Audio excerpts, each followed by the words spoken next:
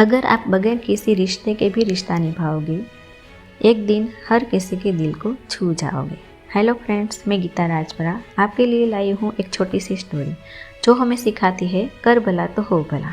अगर हम दूसरों की भलाई चाहेंगे, दूसरे की परेशानियाँ समझेंगे तो हमारा भला ही होगा। एक बार की बात है, एक बार एक अध्यापक एक संपन्न परिवार के शिष्य के साथ कहीं जा रहे थे।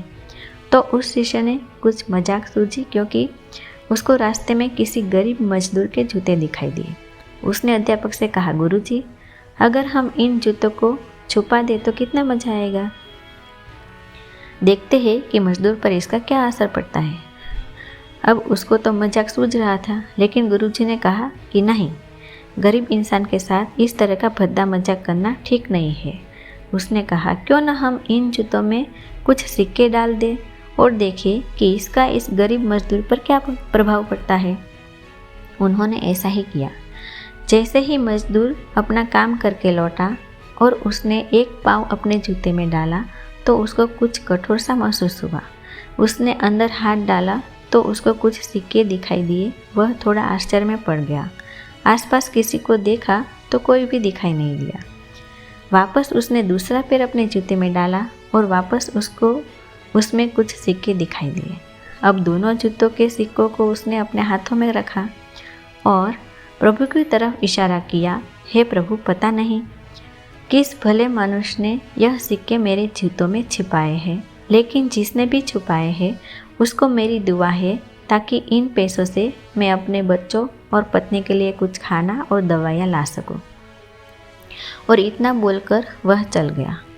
इस बात को शिष्य और अध्यापक दोनों सुन रहे थे। अब अध्यापक ने शिष्य से पूछा कि अब तुम मुझे बताओ कि तुम्हें कैसा महसूस हुआ, तुम्हारी पहले वाली मजाक या मेरा यह तरीका। तो उसने कहा कि गुरुजी, मैं आपसे क्षमा चाहता हूँ। अब मुझे समझ आ गया कि सच्ची खुशी किस चीज़ में है। जब हम किसी की मजाक उड़ाते हैं तो हमें कुछ पल का आनंद मिलता है, लेकिन इससे हमें बद्दुआ मिलती है। लेकिन अगर हम किसी की मुश्किल परिस्थिति में मदद करते हैं और जिसकी भी हम मदद करते हैं उसको भी नहीं पता कि हमने उसकी मदद की है, लेकिन अंदर ही अंदर हमें पता है कि हमने उस इंसान की मदद की है। यही सच्ची खुशी है। जब हम दूसरों को खुशी देते हैं तो हमें सच्ची खुशी मिलती है।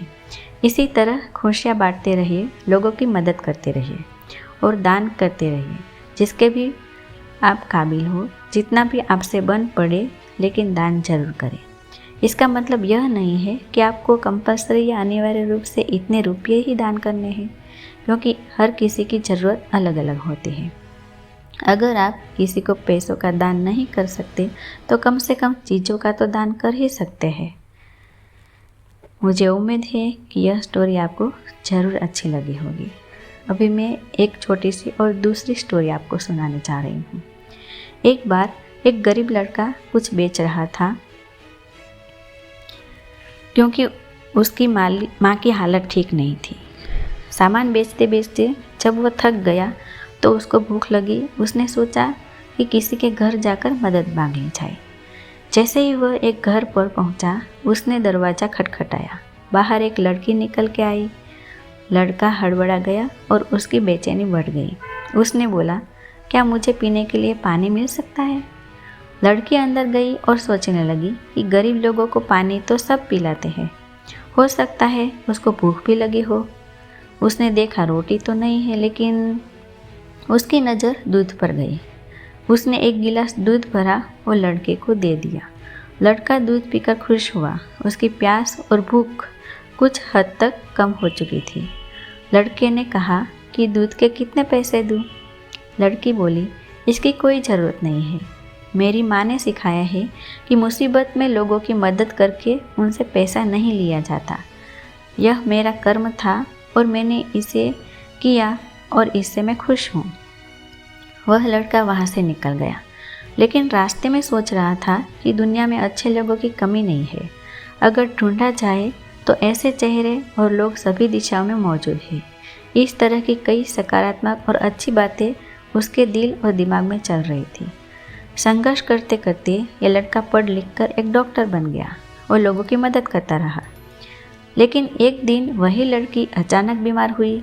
उसको डॉक्टर के पास ले जाया गया तो वहाँ से उनको किसी बड़े अस्पताल में रेफ़र कर दिया गया। लेकिन जब इलाज के लिए सारी फॉर्मेलिटी पूरी हुई तब डॉक्टर को पता चला कि अरे ये तो वही लड़की है जिसने काफ़ी सालों पहले मेरी मदद की थी।